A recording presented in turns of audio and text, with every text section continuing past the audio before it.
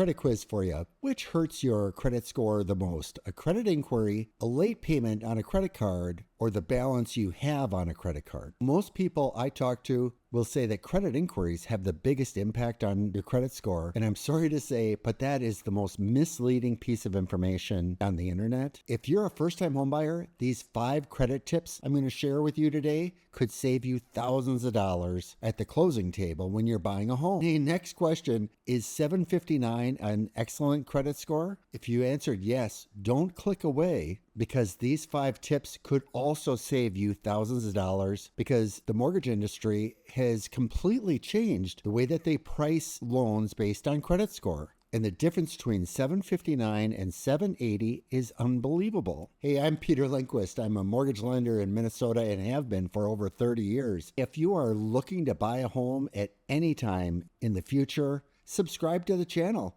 So I've got 5 tips that will help get your credit score from 759 to 780 or from 580 to 660. These 5 tips apply to both situations. So let's start with number 1.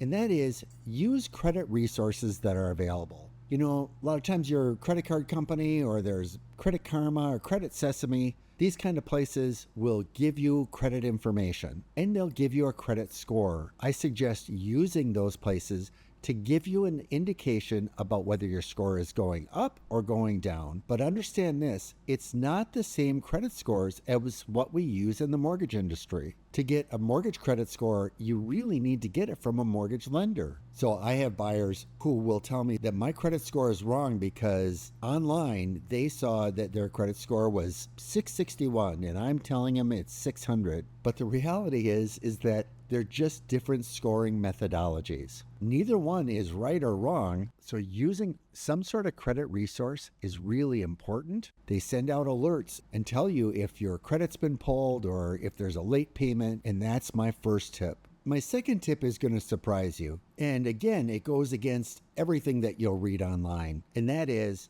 if you're thinking about buying a house, whether it's a year from now or 2 years from now or next week, work with your mortgage lender right now to get your credit pulled and reviewed before you do anything like self-diagnosis. There are so many articles online about before you talk to your mortgage lender, pay all your balances down, pay your collections off, and blah, blah, blah. And that's great advice for clickbait, but it's not real. I'll have people that wait for 2 months to pay off the last $100 on their credit card because they think that when they meet me the next day, that's actually going to be reflected on their credit report, as though credit reports change every day based on what you've paid yesterday. The reality is that whoever your lenders are, they only report to the credit bureaus once a month. So it can be up to 30 days between the time that you pay a credit card down and the time that you come to meet with your mortgage lender. And if you followed advice you read online to pay your credit card to zero, chances are that when you come to the mortgage lender, they're going to tell you, go put money back onto the credit card. Because in mortgage credit scoring terms,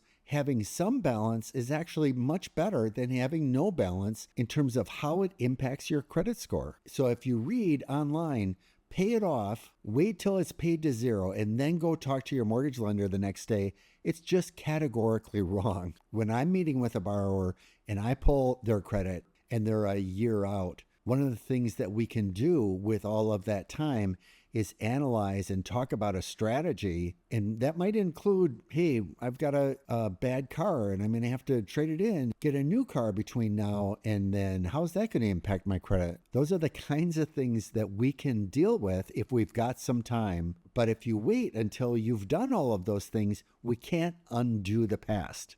The third thing is, talk to a mortgage lender that does soft credit pulls. So not all lenders do. Now, I did tell you that credit inquiries are of low importance, but they are of some importance. And if you've got a credit score of 781 and you're only talking to a mortgage lender that does a hard credit pull, the difference between 779 and 781 is at least hundreds of dollars, depending on what your loan amount is. But if you're dealing with a lender like us who does a soft pull on your credit, we get the same credit score information without it having to do with a credit inquiry. That gives us time to review your credit with you and make plans to optimize your credit score. Eventually, we have to get a hard credit pull, and that typically is after you've got a purchase agreement to buy a property.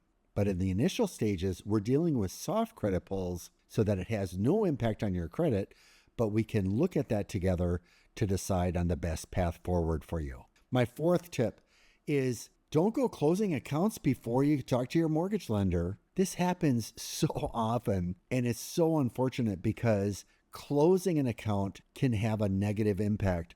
So you've got a credit card that is 5 years old and you never use it. And so you think, well, it's better if I close it. Well, the other credit card you have is 1 year old.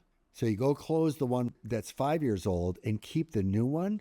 Well, the problem is that you just shortened the average age of your credit. So please don't close your credit cards before you're talking to a mortgage lender. And I'll have buyers who pay off a car loan early because they feel like that's going to improve your credit score. And you know what? It seems logical, but in the credit scoring system in the mortgage world, if that's your only installment debt, that can actually have a negative impact on your credit score.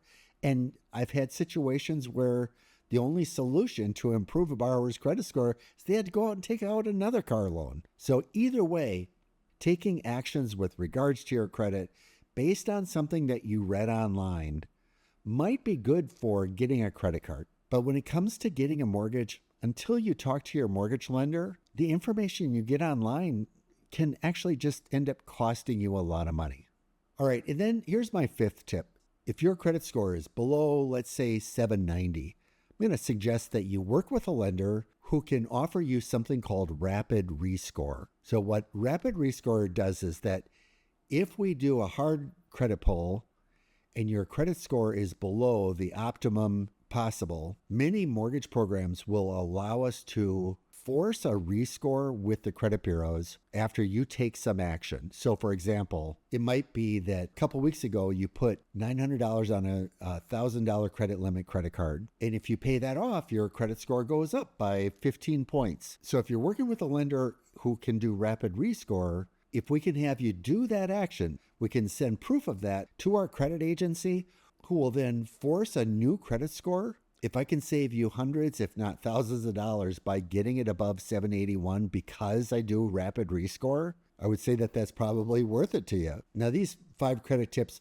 aren't everything about credit, but they are important tips to you as a home buyer. And if you've got any questions for me, be sure to leave them in the comments below.